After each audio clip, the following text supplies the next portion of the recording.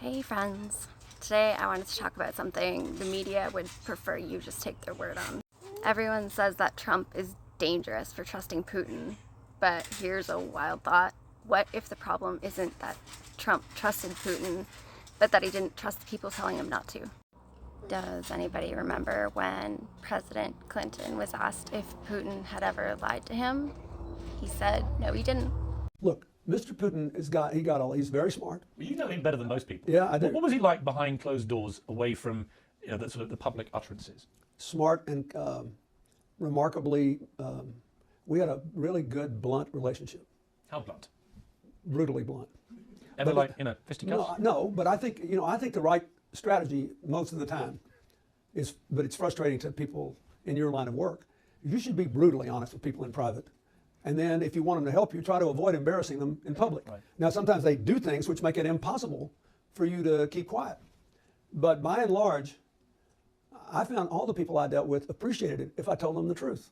How I honestly felt and what our interests were and what our objectives were. And they also appreciated it when I didn't kick them around in public for as long as I couldn't kick them around. So, that's my experience. And did Putin ever renege on a personal agreement he made to you? He did not. So behind closed doors, he could be trusted? He kept his word. It's interesting, isn't it? The guy the media calls a master manipulator, Clinton says he didn't lie. So what if Putin doesn't lie? He just tells the truth that people don't want to hear. What if Trump recognized that and the real reason both men are hated is because they weren't playing the globalist script? If you look back at old interviews or TV appearances of Trump, you'll see a much younger version of him saying basically the same things he's been saying. That he's not interested in politics, but he would get involved if things got bad enough. This was him talking to Oprah back in 1988. What would you do differently, Donald? I'd make our allies, forgetting about the enemies you can't talk to so easily, I'd make our allies pay their fair share. We're a debtor nation. Something's going to happen over the next number of years with this country, because you can't keep going on losing $200 billion, and yet we let Japan come in and dump everything right into our markets and everything. It's not free trade. If you ever go to Japan right now and try to sell something, forget about it, Oprah. Just forget about it. It's almost impossible. They don't have laws against it. They just make it impossible. They come over here, they sell their cars, their VCRs, they knock the hell out of our companies. And hey, I have tremendous respect for the Japanese people. I mean, you can respect somebody that's beating the hell out of you, but they are beating the hell out of this country. Kuwait, they live like kings. The poorest person in Kuwait, they live like kings. And yet they're not paying. We make it possible for them to sell their oil. Why aren't they paying us 25% of what they're making? It's a joke. This sounds like political presidential talk to me, and I know people have talked to you about whether or not you want to run. Would you ever? Probably not, but I do get tired of seeing the country ripped off. Why would you not? I just don't think I really have the inclination to do it. I love what I'm doing. I really like it. Also, it doesn't pay as well. No, it doesn't. But, I just probably wouldn't do it, Oprah. I probably wouldn't, but I do get tired of seeing what's happening with this country. And if it got so bad, I would never want to rule it out totally, because I really am tired of seeing what's happening with this country, how we're really making other people live like kings, and we're not. People are tired of seeing the United States ripped off. And I can't promise you everything, but I can tell you one thing. This country would make one hell of a lot of money from those people that for 25 years have taken advantage. It wouldn't be the way it's... Putin warned NATO not to move east over and over again. He said it would mean war. He wasn't bluffing. He did exactly what he said he would. Would anybody be surprised if I told you that Putin had sat down with Clinton at the time and asked to join NATO? But we should try to restore relations. Let's reopen the door that Russia had tried to go through. And moreover, I said it publicly, I can reiterate. At a meeting here in the Kremlin with the outgoing President Bill Clinton, right here in the next room, I said to him, I asked him, Bill, do you think if Russia asked to join NATO, do you think it would happen? Suddenly he said, it's interesting. I think so.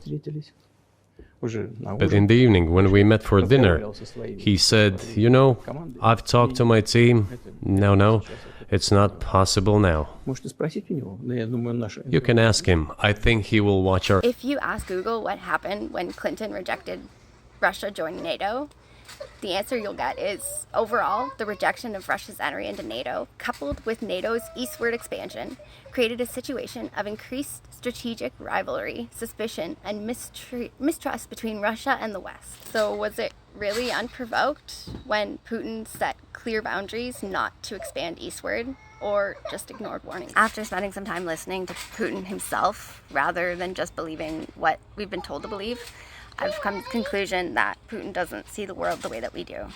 To him, it's not about politics, it's about survival. Drugs, they're framed as weapons of war. Whether it's heroin routes from Afghanistan or digital drug drops through Telegram, the Russian leader sees addiction as part of a larger fight to protect Russian values from foreign influence. It's not just a public health issue. They're a weapon, a slow drip of destruction blamed on foreign hands and Western culture.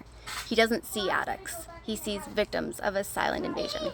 Immigration? In Russia, open borders aren't compassionate. They're dangerous. Putin believes mass migration dissolves national identity.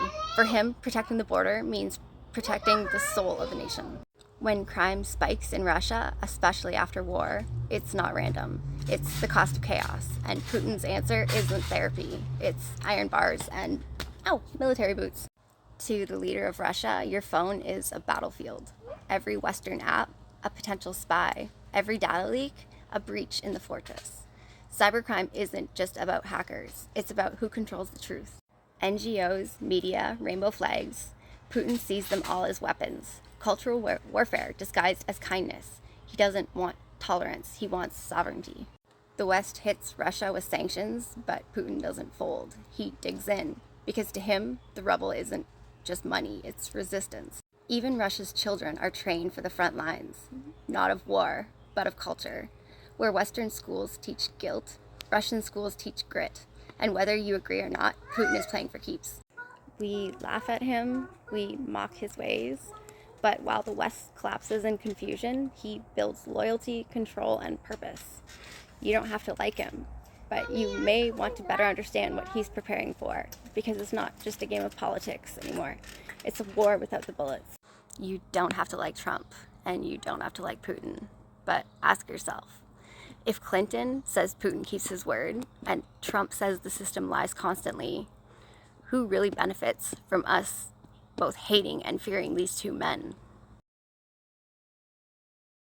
It's gonna sound crazy, but I swear to God, yesterday I asked this exact question.